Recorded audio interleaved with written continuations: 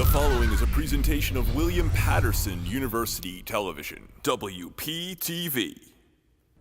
Hello everyone. As you can tell, I am not Dave Dawson, and all I can say about that is, you're welcome. Tonight we have our trailer breakdown for the new Avengers trailer. Michelle heads out to the street for this week's Nerd on the Street, and we test how well our cast knows their 90s TV shows as we play It's on the Tip of My Tongue 90s edition. I'm Jasmin Gonzalez, and welcome to Press Start.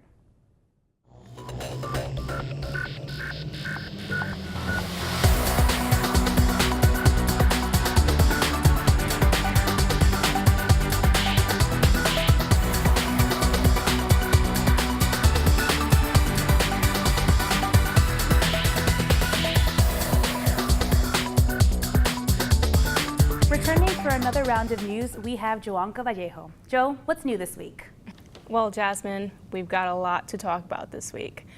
Daisy Ridley has told reporters that she will not be returning to play the character of Rey after Star Wars Episode 9. In an interview with Rolling Stone, Ridley believed that the third film in the sequel trilogy will be the perfect time to end the character's story arc. However, Ridley hasn't entirely ruled out returning to the franchise in the far-off future. When asked about her decision, Ridley commented, "I honestly feel like the world may end in the next 30 years. So if in 30 years we're not living on the ground in a series of interconnected cells, then sure, maybe. But again, it's like, who knows? This isn't the first time a Star Wars actor has called it quits, though. And I'm looking at you, Harrison Ford. We'll just have to wait and see what happens when Star Wars Episode 9 is released sometime in 2019. 15 years after the Cardcaptor Sakura anime ended, Sakura returns to Japanese television. The classic 90s and early 2000s anime, which centered around a young girl who finds a magic book in her father's basement, lasted for 72 episodes and 2 films. Earlier in 2017, a manga was released to explain what happened to Sakura after she graduated from Tomoeda Elementary School, and what our young heroine will do next. This new anime series set to debut in Japan in January of 2018. It will take a direct interpretation of the manga. No word yet on a dubbed or sub version for Western audiences, but here's hoping Sakura finds a permanent home here in the States. I'm so excited for Cardcaptor's return. There's so many reboots lately, and I think magical girls definitely need to make a comeback. I agree with that. Netflix has confirmed that Stranger Things will be returning for a 3rd season. The company released this news via Twitter after having a poll about if the show should be renewed or not.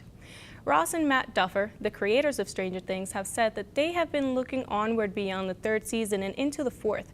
While Netflix has the final say, the brothers hope to end the series by the 4th season, as it would be better than dragging out the storyline and stretching the characters' personal arcs.